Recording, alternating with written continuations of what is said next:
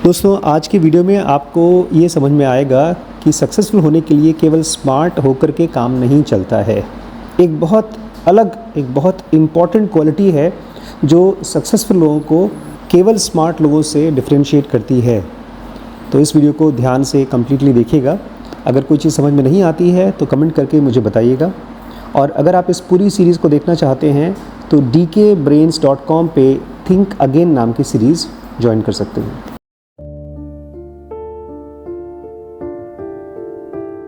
नमस्कार दोस्तों, स्वागत है आपका इस सीरीज़ में जिसको हम कहते हैं थिंक अगेन। फिर से सोचिए मैडम, फिर से सोचिए सर।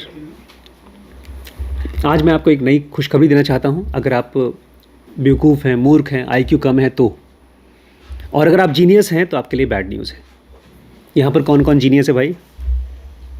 तो आपके लिए नहीं भाई, बैड न्यूज़ है आपके लिए, क्योंकि आज के टॉपिक का नाम है smarter they are the harder they fall. जितने ज़्यादा स्मार्टर होते हैं लोग उतना ही ज़्यादा फेल होते हैं। नहीं देखिए, हम लोग हो सकता है अपने आप को ना माने जीनियसेस, लेकिन हम सबकी अपनी ओपिनियंस की फिक्स्डनेस, आप ये कह सकते हैं कि वो आपका स्मार्टनेस है। आज मैंने एक छोटा सा इंस्टाग्राम पे वीडियो शेयर किया है। उसमें कृष्णमूर्ति बोलते हैं कैसे पता चलता है कि आपका माइंड लर्निंग माइंड है, ना कि आलसी माइंड या ओवर कॉन्फिडेंट माइंड। कैसे मालूम पड़ता है कि वो लर्निंग माइंड है? आपको कैसे मालूम पड़ेगा? तो आपको लगता है कि आपको कुछ नहीं आता। कैसे पता चलेगा कि मुझे, जैसे आपको कुछ नहीं आता तो आपको लगता है आपको कुछ नहीं आता। जो सीखना चाहता है, सीखने के लिए तैयार है, लेकिन कोई सिखाए तब तो। हम तो रोज़ वेट करते हैं अपने घर पे, पार्क में, मोबाइल में, इंस्टाग्राम में कि कोई हमको सिखाओ। कोई हमको सिखाने आता ही नहीं। रास्ते खोजेगा। तो मान लीजिए वो आप यहाँ आते हैं, रोज़ सीखते भी हैं, चले जाते हैं, लेकिन कुछ उसका फ़ायदा नहीं होता। जब भी कोई इसको कुछ बताता है तो ध्यान से सुनता है। हाँ, मैं वही पूछ रहा हूँ, कौन सा आदमी है जो किसी बात को सुनने के बाद ध्यान से उसको सुन पाता है प्लस अप्लाई कर पाता है? कृष्णमूर्ति इसके बारे में खास 2 वर्ड बोलते हैं कि ये 2 वर्ड वो कभी नहीं बोलता। उसको पता होता है तब भी नहीं बोलता। अगर मैंने आपको कुछ बताया, जैसे आज मैं ये बता रहा हूँ, smarter they are harder they fall. अब सुनने में कितना इंट्यूटिव लगता है। हाँ यार, जो ज़्यादा स्मार्ट होगा ज़रूर फेल होगा। तो फिर आगे सुनना चाहेंगे आप? समझ तो गए? लेकिन इस चीज़ को बेस करने के लिए कुछ थ्योरीज होंगी। कृष्णमूर्ति बोलते हैं जो आदमी का माइंड लर्निंग माइंड होता है वो ये कभी नहीं बोलता और ये कभी नहीं सोचता आई नो। मुझे पता है, मुझे पता है सर, ये आई नो। ये एक स्टेट है जहां पर हमारा माइंड बंद हो जाता है सुनने से। देखते हैं आज क्या चीज़ें हम सीखेंगे थिंक अगेन में। इस चैप्टर का नाम है preacher, prosecutor, a politician and scientist. Mental horse power doesn't guarantee mental dexterity. क्या मस्त सेंटेंस है। डेक्सटेरिटी का मतलब क्या है? Mental horse power does not guarantee mental dexterity. जो मेंटल हॉर्स पावर मतलब जो आप सोचते हैं, नहीं, हॉर्स पावर खाली सोचने का नहीं है। हॉर्स पावर पढ़ने का, समझने का, फास्ट सोच पाने का। जैसे पापा की मेंटल हॉर्स पावर बहुत ज़्यादा है। इनफैक्ट आज के इस वीडियो में आपको इसका भी शायद आंसर मिल जाए कि क्यों पापा जैसे लोग बिजनेस सक्सेसफुली नहीं कर सकते, और अमित जैसा बच्चा जो बहुत जीनियस नहीं था लेकिन बहुत एम्बिशियस था, वो कर सकता है। तो आप भी हो सकता है इस लाइफ के मोड में बन जाएं किसी टाइप का सोचने वाला कि मैं जीनियस हूँ। Mental horse power doesn't guarantee a mental dexterity. अगर आप मेंटली बहुत सोच समझते हैं, पढ़ाई लिखाई में बहुत तेज़ हैं, सोचने में बहुत तेज़ हैं, इसका मतलब ये नहीं कि आपको मेंटल डेक्सटेरिटी, आपको दिमागी कुशलता, आप एक्सपर्ट बन सकते हैं किसी चीज़ में। No matter how much brain power you have, if you lack motivation to change your mind you will miss many occasions to think again. इससे कोई फ़र्क नहीं पड़ता कि आपका ब्रेन पावर कितना ज़्यादा है, अगर आपके अंदर में अपने आप को बदलने की मोटिवेशन नहीं है तो आप बहुत से ऐसे ओकेजन्स मिस कर देंगे जहां पर आपको फिर से सोचना चाहिए था और सही डायरेक्शन में जाना चाहिए था। बहुत से ऐसे मौके जहाँ पर आपने गलत डिसीजन लिया, आपको वापस आना चाहिए था, कुछ और सोचना चाहिए था, आप मिस कर जाएंगे। क्यों? क्योंकि आपके पास मेंटल हॉर्स पावर तो बहुत है, लेकिन क्या चीज़ नहीं है? Motivation to change your mind. मैं अभी भी मेंटल हॉर्स पावर नहीं समझता। मेंटल हॉर्स पावर मतलब पढ़ाई में बहुत तेज, हमेशा टॉप करने वाला, ये है mental horse power. Research reveals that the higher IQ you score on an IQ test, the more likely you are to fall for stereotypes. Research बताता है कि जितनी ज़्यादा आपकी IQ होती है, मतलब आप इम्तिहान में खूब अच्छे नंबर देकर के पास कर सकते हो, उतना ही चांसेस है कि आप एक स्टीरियोटाइप बन जाओगे। स्टीरियोटाइप क्या होता है? एक पर्टिकुलर तरह से सोचने वाला, फिक्स थॉट वाला। मेरे तो भाई ओपिनियन यही है, चाहे कुछ भी हो जाए। Because you are faster at recognising pattern, क्योंकि जो आदमी पढ़ाई में तेज़ होता है उसका दिमाग पैटर्न्स को फटाफट पहचान लेता है। And recent experiments suggest that the smarter you are, the more you might struggle to update your belief. और ये बाकायदा स्टडी से पता चला है, रिसर्च से, कि जितने ज़्यादा आपका स्मार्ट हैं, आपकी IQ ज़्यादा है, उतना ज़्यादा आप स्ट्रगल करते हैं अपने बिलीफ्स को अपडेट करने के लिए। जैसे मुझे बहुत खुशी है अपने बिलीफ को अपडेट किया। कल डिसाइड किया कि ठीक है, मैं अपनी शादी को खुद ही करूँगी, मैं अपने हिसाब से लड़का चूज़ करूँगी। अब तक ये स्ट्रगल करी थी इस चीज़ में, उसको लग रहा था कि नहीं पापा मम्मी खोजेंगे, क्या पता मुझे पसंद आ जाए, हाँ ना, लेकिन वो एक बिलीफ अपडेट हुई। One study investigated whether being a math whiz makes you better at analysing data. जितने अच्छे आप होते हैं मैथ्स में, उतना ही अच्छे आप हो जाते हैं डाटा को एनालाइज करने में, लेकिन एक कैविएट है। कैविएट मतलब कैच है। The answer is yes if you are told that the data is about something bland like treatment of skin rashes, but if the exact same data are labeled as focusing on ideological issues that activates strong emotions like guns laws in the US। आपको एक data दिया गया और आपको बोल दिया गया कि देखो ये जो दवाई है ना, ये स्किन की बीमारी में काम करती है, लेकिन उसको हम लोगों को ढेर सारे मरीजों को देना पड़ेगा। उससे क्या रिस्पॉन्स आ रहा है, उनका यस नो क्या है, उनका स्किन की बीमारी का साइज़ क्या है, इन सब से तुम्हें कॉर्पोरेट करना पड़ेगा कि क्या सही में दवाई काम करती है कि नहीं। और आपको ये बिलीफ आना शुरू हो गया है कि हाँ यार ये दवाई काम करती होगी, या आपको ये बिलीफ हो रहा है कि काम नहीं करती होगी। तो वहाँ पर आप बहुत अच्छे से एनालाइज कर दोगे और बता दोगे आपकी बिलीफ के हिसाब से ये काम करती है या नहीं करती है। लेकिन क्योंकि इसमें आपका कोई इमोशनल इंटेंगलमेंट नहीं है। और वहीं अगर कोई ऐसी चीज़ के बारे में डाटा मिला कि गन लॉ, जैसे US में गन लॉ ये है कि कोई भी आदमी खरीद सकता है, यही है ना, यहाँ इंडिया में नहीं है, आपको लाइसेंस चाहिए गन के लिए। सुपरमार्केट में मिलती है। बाप रे। और आपको लगता है कि नहीं गन लॉ नहीं होना चाहिए, गलत है, और उस डाटा के हिसाब से वो बता रहा है कि गन लॉ सही है, तो आप उस डाटा को नहीं पहचान पाओगे। समझ में आया?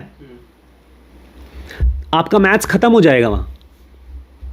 आपकी मैथ्स की विज डाटा को तभी समझ पाएगी जब वो आपके बिलीफ के हिसाब से होगी।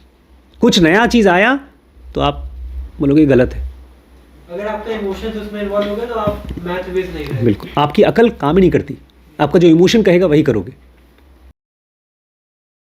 Being a quant jock makes you more accurate in interpreting the results as long as they supported your beliefs। आप स्टॉक मार्केट में किसी कंपनी को मानते हैं कि बहुत अच्छी कंपनी है, इसका रेट पैसा ऊपर जाएगा, और आप उसकी फाइनेंशियल डाटा को एनालाइज कर रहे हो, तो जो आपकी बिलीफ है अगर उससे मैच करता है तो आपका डाटा एकदम सही आप बता सकते हो। आपको जब डाटा देखना होता है, जैसे अभी हम लोग किसी पेशेंट को देखते हैं तो उसका ब्लड प्रेशर देखते हैं, ये डाटा है। अब मुझे ये चेक करना है कि ये दवाई इस ब्लड प्रेशर में काम करती है कि नहीं करती, और ये मेरी बिलीफ है कि हाँ काम करती है, करती होगी, तभी वो एक मेरी हाइपोथेसिस है। तो मैं उस बिलीफ के हिसाब से उस डाटा को एनालाइज कर लूँगा कि हाँ ये काम करती है, अगर मेरी बिलीफ हाँ है तो। Yet, if the empirical patterns clashes with your ideology, maths prowess is no longer an asset। लेकिन मान लीजिए मैं बहुत स्ट्रांगली मानता हूँ कि ये दवाई काम करती है, और मुझे डाटा नहीं मिल रहा उसका, तो भी मैं बोल दूंगा हाँ काम करती है। आपका मैथ का जो ज्ञान है वो सब खत्म हो जाता है अगर आपको आपकी बिलीफ के खिलाफ कोई डाटा मिलता है तो। जैसे आप दोनों, पूरी दुनिया कह रही है कि ये फिल्में बोरिंग हैं, हम नहीं देखेंगे थिएटर में, लेकिन आप लोगों के हिसाब से बहुत अच्छी फिल्म है। मतलब हॉलीवुड में बॉक्स ऑफिस हिट थी सिविल वॉर। आप लोग हॉलीवुड की फिल्में देखेंगे और इंडिया में फिल्म बनाएंगे तो ना इंडिया के रह जाएंगे ना हॉलीवुड के रह जाएंगे।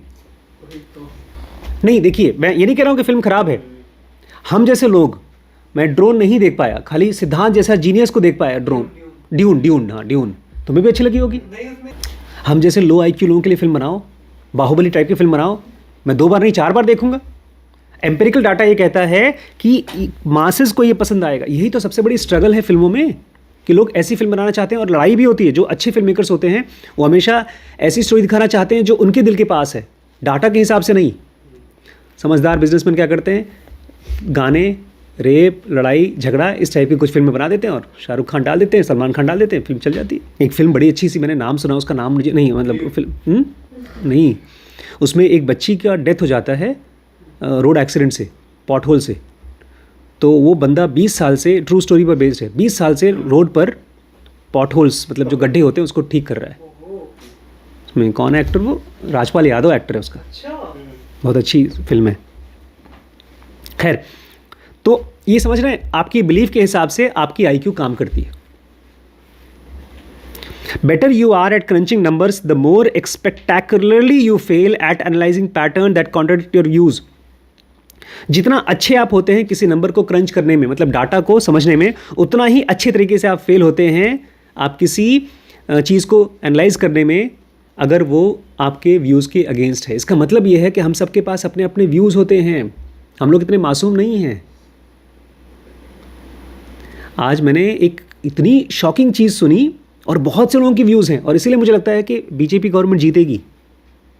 पता है क्या उसमें लिखा है, मतलब उस वीडियो में बताया था कि इंडिया के संविधान में एक वर्ड आया है, सेक्युलरिज्म। क्या होता है? किसी को वो फीलिंग ना आए कि हम एलियन हैं या हाँ, अलग होने की। सभी जात को एक जैसा फील होना चाहिए। ऐसा नहीं होना चाहिए कि मुस्लिम को इन्फीरियर फील हो, हिंदुओं को सुपीरियर फील हो, इसको बोलते हैं सेक्युलरिज्म।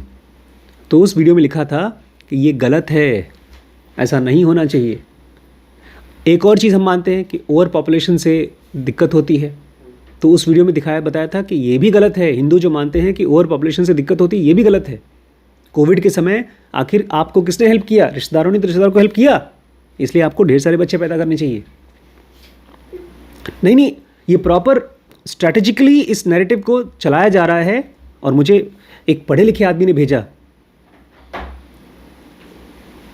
बल्कि उसमें ये भी कहा गया कि अगर ये काम करना है, देश को स्ट्रांग बनाना है, हिंदू राष्ट्र नहीं बोला, ये वर्ड बचा करके, तो हमको खाली गवर्नमेंट को लाकर उसे काम नहीं पड़ेगा, अपने संविधान को बदलना पड़ेगा, उसमें से सेक्युलर वर्ड हटाना पड़ेगा।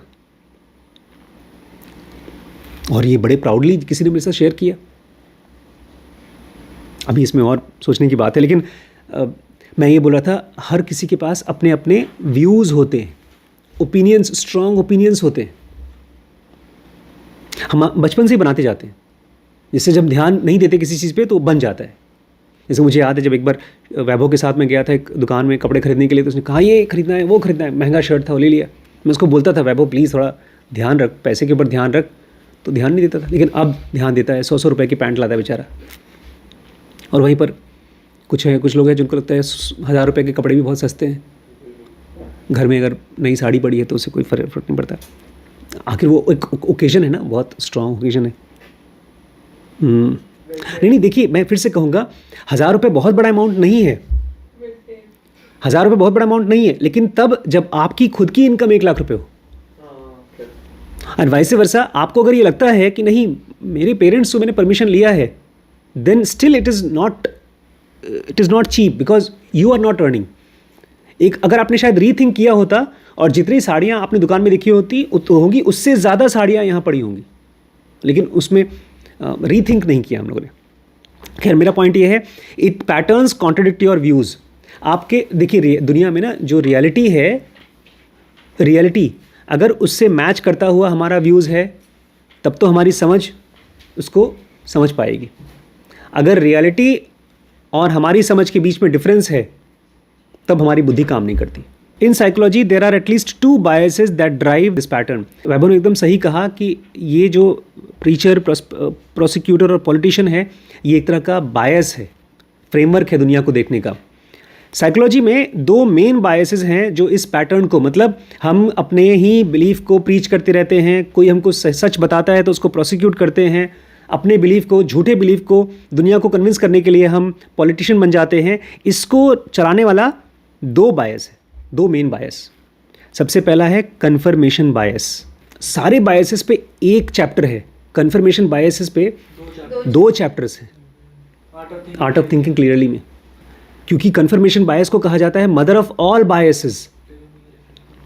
अगर हमारे बिलीफ के अगेंस्ट में कोई चीज़ पता चल रही है तो हमको उसको इनवाइट करना चाहिए, लेकिन कन्फर्मेशन बायस में seeing what you expect to see, हम खाली वही चीज़ देखते हैं जो हम देखना चाहते हैं, इसको बोलते हैं कन्फर्मेशन बायस। चाहे वो चीज़ हो ना, फिर भी हम वही देखते हैं। The other is desirability bias, seeing what we want to see. अगर मुझे लगता है कि एक अच्छी शादी होनी चाहिए, रॉयल शादी होनी चाहिए, तो हम ये मान लेंगे कि वो गलत नहीं है।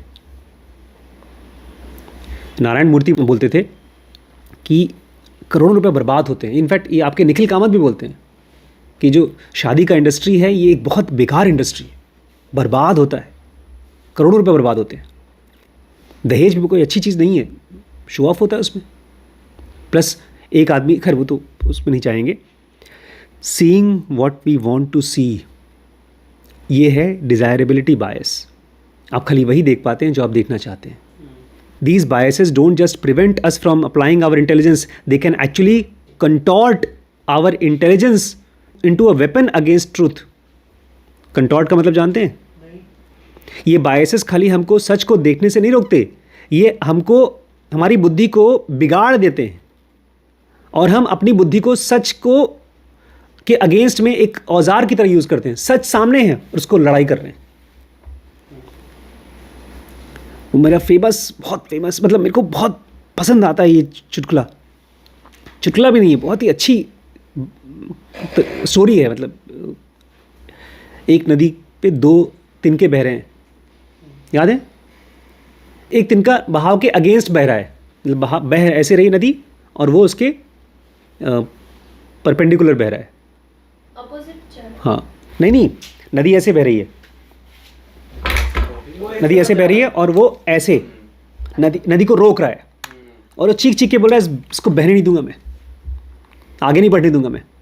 तिनका और जा रहा है भाई साहब, उन्हें बस थोड़ी देर में रोक दूंगा मैं। ये होता है एक आदमी जो सच से लड़ाई करता है, सच को जानने की कोशिश नहीं करता, लड़ने की कोशिश करता है। और बगल वाला क्या बोलता है? वो ऐसे बह रहा था, मेरी ताकत के आगे तुम्हारी ताकत कुछ नहीं है, मैं बहा रहा हूँ इसको, इसलिए कोशिश मत करो तुम। हम उसी तिनके की तरह हैं, हमारे आसपास में रियलिटी होती रहती है और उसको देखने और समझने के बजाय हम इन्हीं दोनों में से एक की तरह बिहेव करते हैं। We find reasons to preach our faith more deeply. हम रीजन्स खोजते हैं अपनी बिलीफ को, अपने फेथ को और गहरे से प्रीच करने के लिए, समझाने के लिए। We prosecute our case more passionately.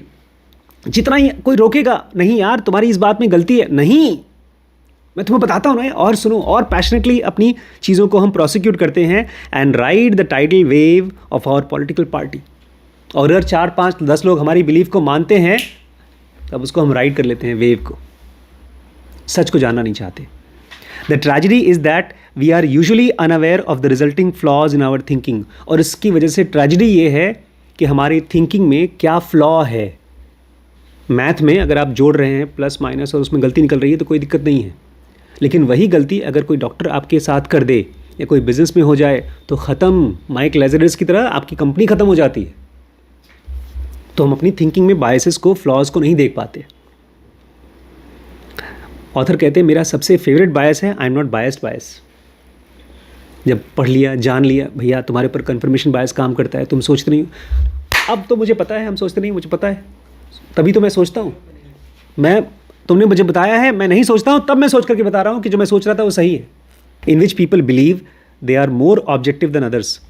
जिसमें लोगों को लगता है कि मैं ज़्यादा ऑब्जेक्टिव हूँ, मतलब मैं अपने तरीके से नहीं सोच रहा हूँ, मैं तुम्हारे तरीके से सोच रहा हूँ। ऐसा होता है जब पापा जी के साथ हम लोग बहस करते हैं, वो आपके हिसाब से बताएंगे कि देखो तुम अगर मेरी जगह हो या मैं तुम्हारी जगह हूँ तब भी मैं ये करता। It turns out that smart people are more likely to fall into this trap. और ऐसा लगता है कि जो समझदार तेज़ लोग होते हैं वो इस ट्रैप में ज़्यादा फंसते हैं। The brighter you are the harder it can be to see your own limitation. जितना ज़्यादा आप ब्राइट होते हैं उतना ही मुश्किल होता है आपकी अपनी खुद की कमियों को देख पाना। Being good at thinking can make you worse at rethinking. अगर आप तेज़ हो सोचने में, पढ़ने में, तो आप बुरे हो जाते हो, ख़राब हो जाते हो रीथिंक करने में। रीथिंक का मतलब ये नहीं कि आप बैठ करके दो चीज़ सोच, आप रीथिंक मतलब अपनी खुद की जो बिलीव्स हैं इतने महीनों से उसको फिर से चेंज करना। मैं डॉक्टर हूँ, मुझे लगता है मैं स्पिरिचुअल टीचर की तरफ पढ़ाऊँगा, 2 साल 3 साल पढ़ाया, नहीं समझ में आ रहा है, फिर मैं डॉक्टर की तरफ काम करूँगा, फिर वापस आ गया मैं कोई और काम कर रहा हूँ। अपने बड़े बड़े स्ट्रॉन्ग बिलीव्स को जब आप डीरूट करते हैं उसको बोला जाता है रीथिंकिंग। रीथिंकिंग का ये नहीं कि अच्छा एक थॉट आ गया, अब एक और थॉट आ गया, एक और थॉट आ गया, ऐसा नहीं होता। When we are in scientist mode, we refuse to let our ideas become ideologies.